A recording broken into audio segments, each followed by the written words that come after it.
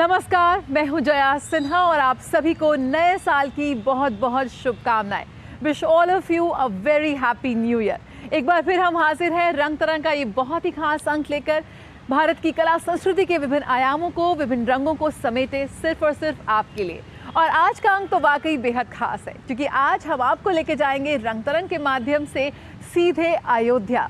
और भी होगा बहुत कुछ खास, क्योंकि आपको दिखाएंगे एक बेहद खास प्रदर्शनी कला वृक्षण, जिसमें किस तरह से युवा हमारे आज के अपनी कला के विभिन्न रंगों को प्रदर्शित कर रहे हैं, उसकी देखेंगे एक झलक। तो देर कैसी, शुरुआत करते हैं रंग तरंग की।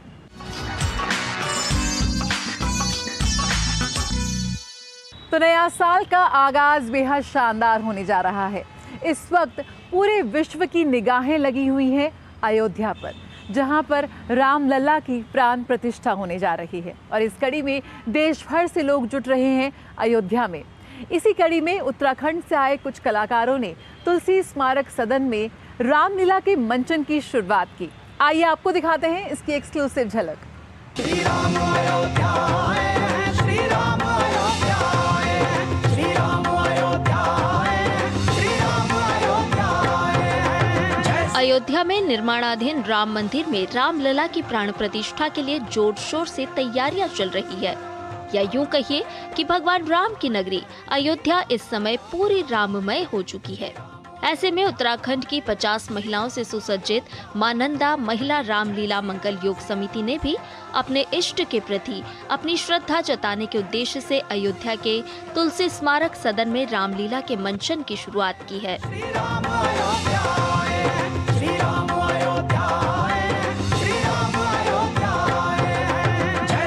गौरतलब है कि ये महिलाएं चमोली, रुद्रप्रयाग, पौड़ी और अल्मोड़ा के पतंजलि परिवार से हैं।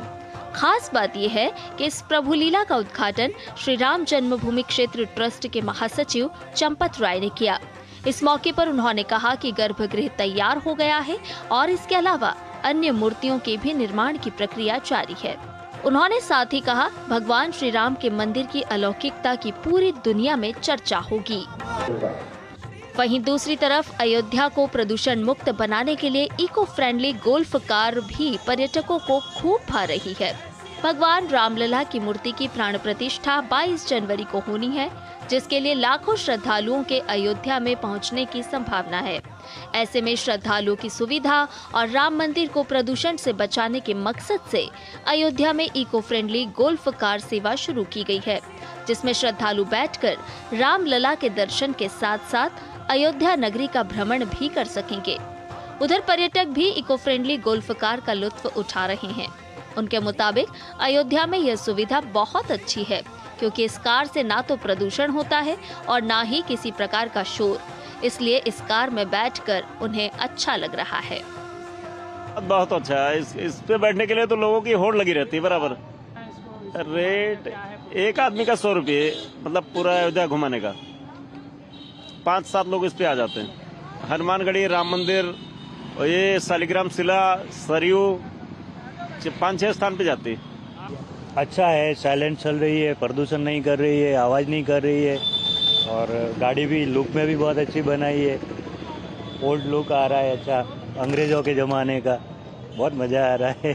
बड़ी अच्छी व्यवस्था की है। इसमें सब आराम से, इसमें कोई पोल्यूशन भी नहीं होगा और लोग आराम से यहाँ पर घूम सकते हैं, सब चीज़ों को देख सकते हैं, और बड़े ही अफोर्डेबल रेट में इन्होंने इसकी व्यवस्था की है। बहुत अच्छी बात है। खास बात यह है कि इको फ्रेंडली गोल्फ कार में कम किराया देकर श्रद्धालु आसानी से सरयू तट, हनुमानगढ़ी समेत रामपथ, धर्मपथ व दूसरी प्रमुख जगहों पर घूमने के साथ साथ दर्शन कर सकेंगे। Bureau report, DD news.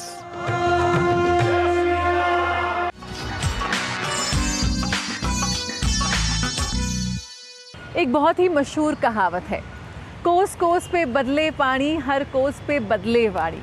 अनेकता में एकता हमारे देश की खासियत है, और बहुत ही खूबसूरत मंजर सामने आता है जब विभिन्न संस्कृतियों का, विभिन्न लोकगीत, नृत्य का होता है मिलन।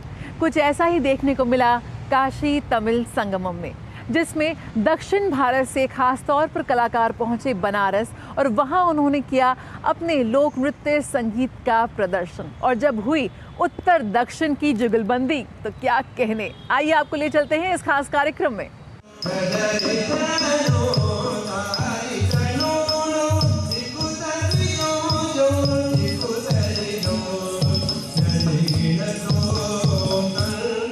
वाराणसी में नमो घाट पर काशी तमिल कार्यक्रम के तहत सांस्कृतिक कार्यक्रम की धूम रही। बनारस के घर पर दर्शकों को तमिलनाडु के सुदूर ग्रामों में होने वाले लोक नृत्य देखने को मिले।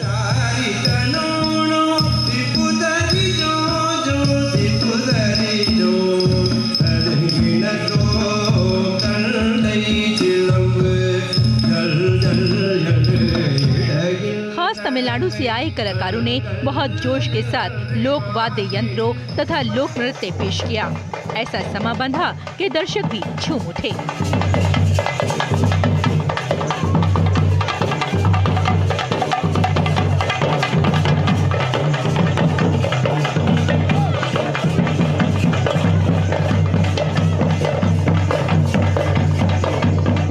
वहीं काशी के शास्त्रीय कलाकारों की प्रस्तुतियों पर दक्षिण भारत के अतिथि मगन हुए और मुग्ध होकर करतल ध्वनि से कलाकारों का उत्साहवर्धन किया।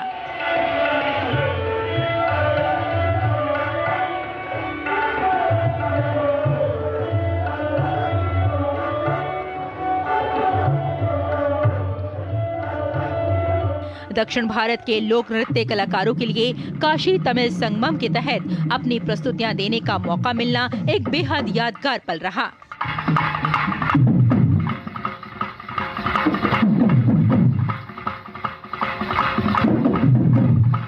यहाँ के दर्शन और लोगों का काफी प्यार और सम्मान उन्हें मिला। इस मौके पर वड़क्कम मोदी, वड़क्कम काशी, हर हर महादेव का नारा बुलंद हुआ। समारोह का खास आकर्षण रहा विभिन्न वाद्ययंत्रों की जुगलबंदी।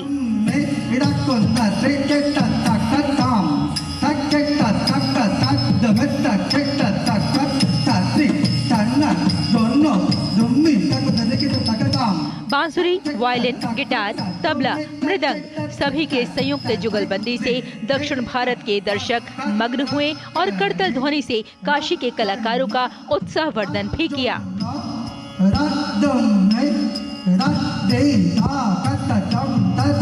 रंग तरंग के लिए डीडी न्यूज।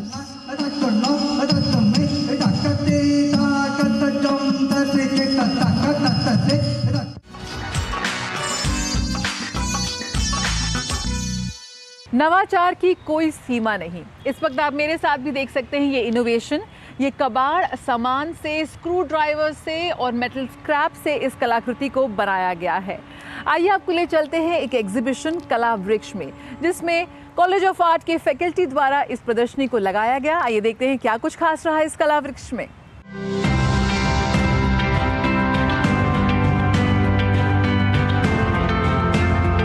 प्रकृति की हरियाली, सूरज की सुनहरी रोशनी, आसमान का नीलापन, काली घटाओं का रंग और चंद्रमा का उजाला, यानी हमारे जीवन में चारों ओर रंग ही रंग नजर आते हैं।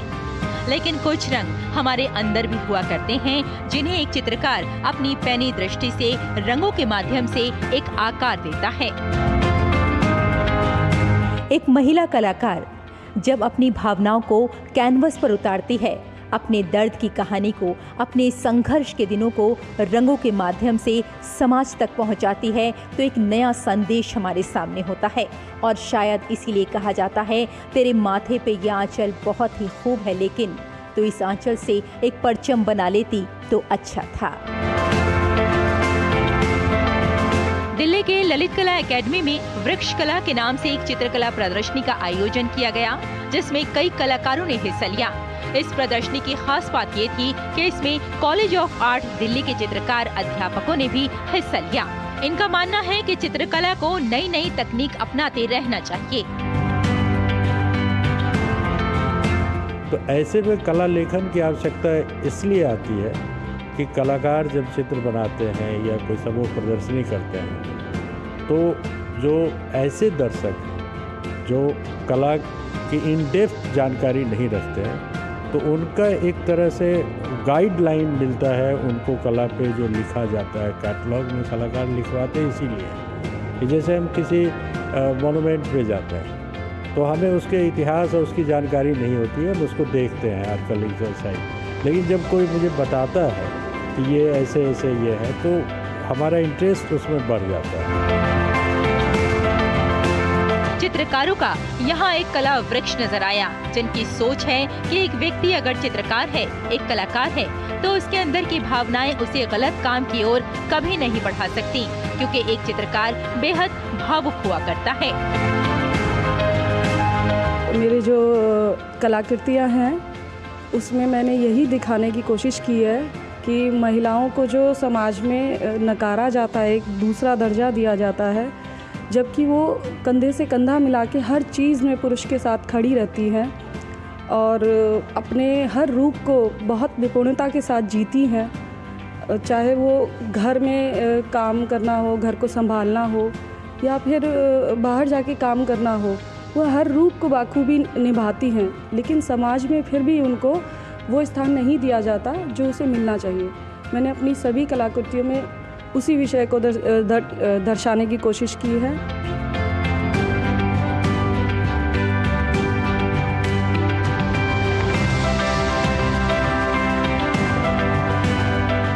देखिए, हमारी सरकार नई शिक्षा नीति लेकर आई है, तो इसमें कहीं ना कहीं आर्ट को इतनी बढ़ावा दे रही है, बच्चों को ज्ञान मस्तिष्क में चीज़ों को डालने के लिए, उसी को कहीं ना ध्यान में रखते हुए हम कुछ अमूर्त रूप से पेंट कर रहे हैं, जिसका हमने टाइटल रखा है हार्ट टू हार्डवेयर, दिल से मशीन तक।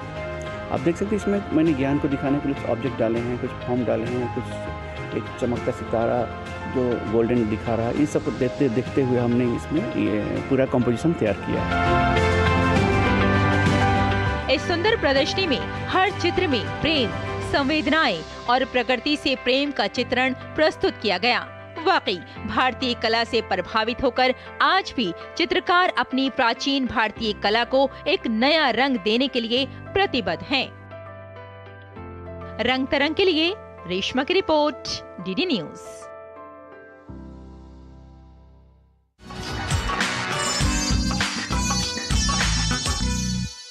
बीते दिनों राजधानी दिल्ली में कला प्रेमी जुटे प्रदर्शनी कैनवस ऑफ होप में। आर्टिस्ट निरंजन कोली की प्रदर्शनी कैनवस ऑफ होप के जरिए निरंजन ने अपने आशावादी दृष्टिकोण को दिखाने का एक प्रयास किया है। आज वो हमारे बीच नहीं हैं। उनके दोस्तों और परिवारजनों ने निरंजन कोली की कलात्मक विरासत को संरक्षित करने हेतु इस प्रदर्शनी का आयोजन किया और देश भर से जुटे उनको याद करने के लिए।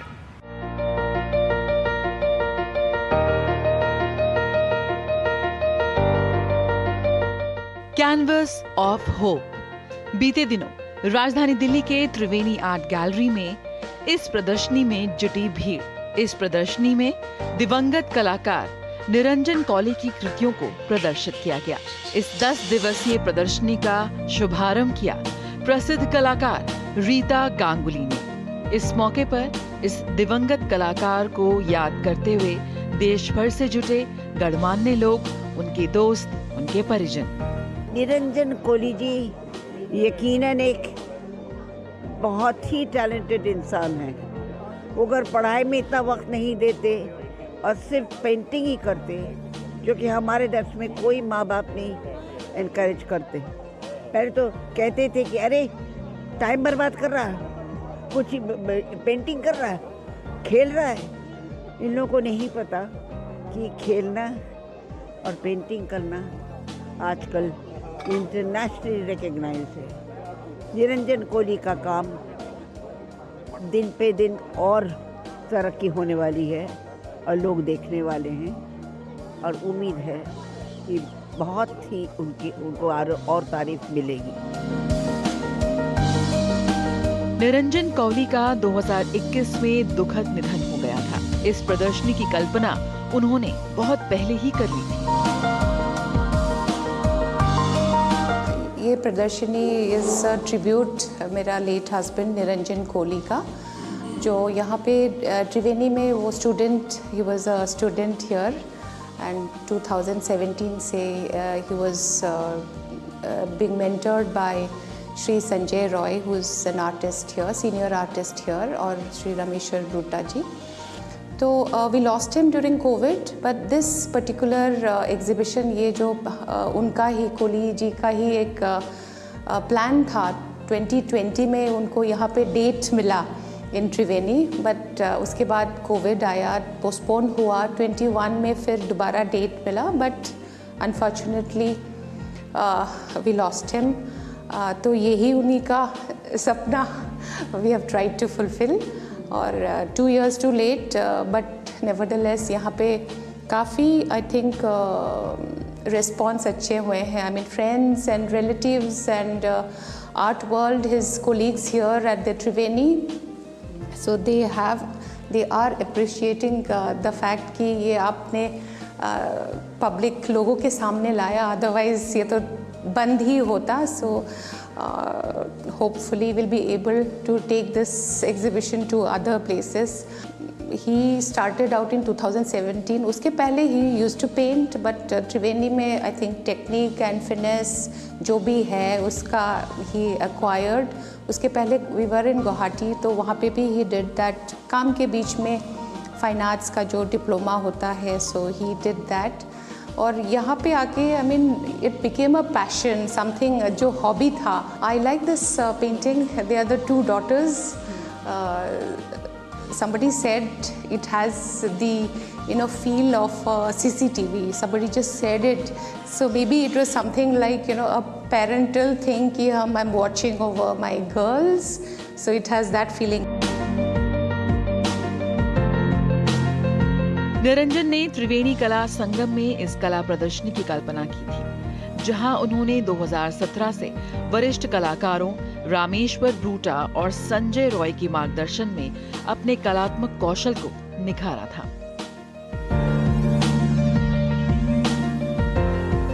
इनमें मैक्सिमम पेंटिंग्स को मैंने बनते हुए देखा है। वो एक दिन पहले कैनवास कुछ और होता है, फिर अगले दिन कुछ और होता है। तो मैं सोचता हूँ कि इस पूरे जो लोग सभी अपने अपने कामों में व्यस्त हैं, पर इस व्यस्तता के मध्य में इन्होंने अपना एक रास्ता बना रखा है, तो वही सारी यादें हैं। तो इनकी जो एक मेमोरी है हमारे साथ ना, ये हमारे लिए एनर्जेटिक है कि हम भी अपना कला के प्रति इस तरीके से रहें। तो उनका पेंटिंग देख के ऐसा मतलब होता है कि वो बहुत ही नेचर के करीब थे और ह्यूमैनिटी पे बिलीव करते थे, तो उनका पेंटिंग्स में सारे उसका रिफ्लेक्शन देखने को मिल रहा है। और ये एक उनके प्रति ट्रिब्यूट भी है ये पेंटिंग एग्जीबिशन, कि उनकी फैमिली ने जो ऑर्गेनाइज़ किया है, उनके सारे दोस्त, उनके कोलीग्स, उनके वेल विशर्स सारे लोग आए हैं। उनके परिवार द्वारा आयोजित इस प्रदर्शनी के माध्यम से निरंजन कौली की कलात्मक विरासत को संजोने का प्रयास किया गया है। उनके चित्रों में आपको वो सच्चाई नजर आएगी। लेकिन यहाँ तो आप देखिए जितनी भी क्वालिटी है वो बहुत कला की दृष्टि से जो रंगों का संयोजन है वो बहुत खूबसूरत है। इनका काम देख के मुझे बहुत ही अच्छा लगा, और उनका जो डेडिकेशन था ये एक्चुअली काम के अंदर झलकता है। और उनका जो काम था ऑफिस का जो काम था, that was very tight schedule, लेकिन उसके बाद भी रात भर पेंटिंग करते थे। ये देख के मुझे समझ में आया कि आर्ट के प्रति कितना उनका ध्यान था और उसमें कितना उनका सोच को आगे बढ़ाने के लिए कोशिश था। ये संग्रह उनके आशावाद को दर्शाता है, जिसमें देश, पर्यावरण, शहरी जीवन और पारस्परिक संबंधों को बड़ी सरलता से उन्होंने अपने कैनवस पर उकेरा है।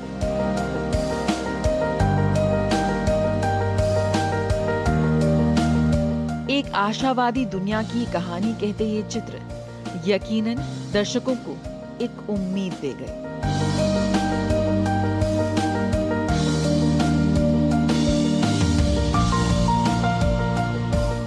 रंग तरंग, डीडी न्यूज।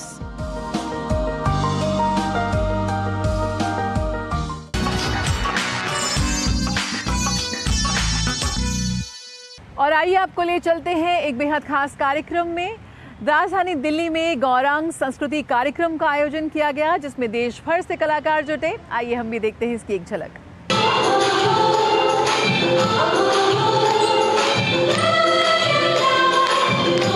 दिल्ली के अलंकार भवन में पिछले दिनों श्री खुम बहादुर गुरंग की अध्यक्षता में 13वें गुरंग संस्कृति कार्यक्रम का आयोजन हुआ। इसमें मुख्य अतिथि के रूप में नेपाली दूतावास से संस्कृति सचिव श्री गोकुल बस्नेत और अन्य मुख्य अतिथि उपस्थित थे। इस उत्सव का उद्देश्य अपनी भाषा और संस्कार को बचाना है।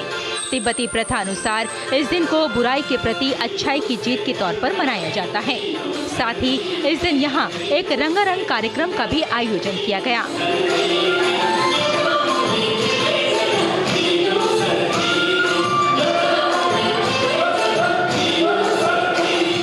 सालाना एक राशि होता है गिद्ध, वो वर्ष आप एंटर कर रहे हैं, हम चेंज कर रहे हैं। तो हमारे गुरुंग समाज के लिए एक साल का बहुत ही दशहरा और दिवाली के ज़्यादा हम इसको लौसार के तौर पे हर वर्ष मनाते हैं। दिल्ली में हम आज इस साल 13वां लौसार मना रहे हैं।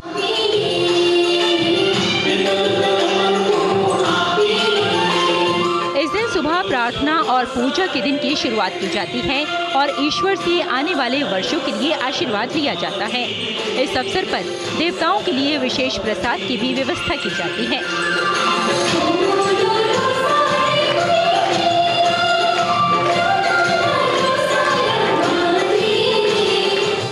सदियों देखी एक संस्कृति के रूप में मनाया जा रहा है। तो सारे लोग लौसार में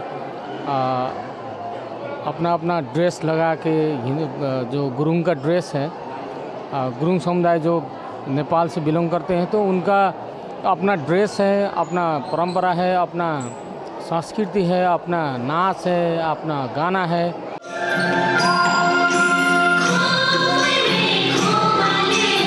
त्योहार को नेपाल, सिक्किम और अन्य उत्तर पूर्वी भारत के कई प्रांतों में मनाया जाता है।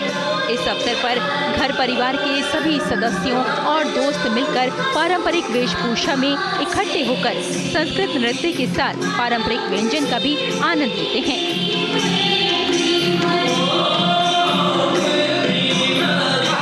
इसी तरह से भारत में भी जो गोरखा लोग हैं, उसमें एक जाति है गुरुंग, जो घटक जाति है। तो गुरुंग लोगों का अपना एक नया वर्ष होता है, अपनी संस्कृति होती है, जिसको हम लौसार बोलते हैं। तो वो एक तो हर साल हम यहाँ मनाते हैं गुरुंग सेवा समिति दिल्ली की ओर से। इस अवसर पर परिवार के सदस्य और दोस्त मिलकर पारंपरिक वेशभूषा में आते हैं और सभी लोग इकट्ठे होकर पारंपरिक व्यंजन का आनंद उठाते हैं।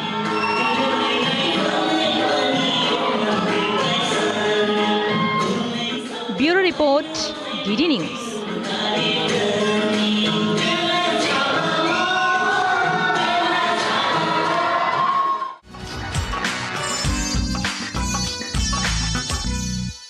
तो उम्मीद करते हैं कि आपका जीवन भी कुछ इसी तरह से रंगों से सजा रहे। कला से ज़रूर खुद को जोड़ के रखिए, क्योंकि कला वो माध्यम है जो आपके व्यक्तित्व को एक अलग ही निखार देती है। इसी के साथ रंग तिरंगा आज का ये सफ़र यहीं ख़त्म करते हैं। उम्मीद करते हैं कि नया साल आपके लिए बहुत शुभ हो। Wish you a very happy new year again. इसी के साथ मुझे और मेरी पूरी टीम को दीजिए इजाज़त। नमस्कार।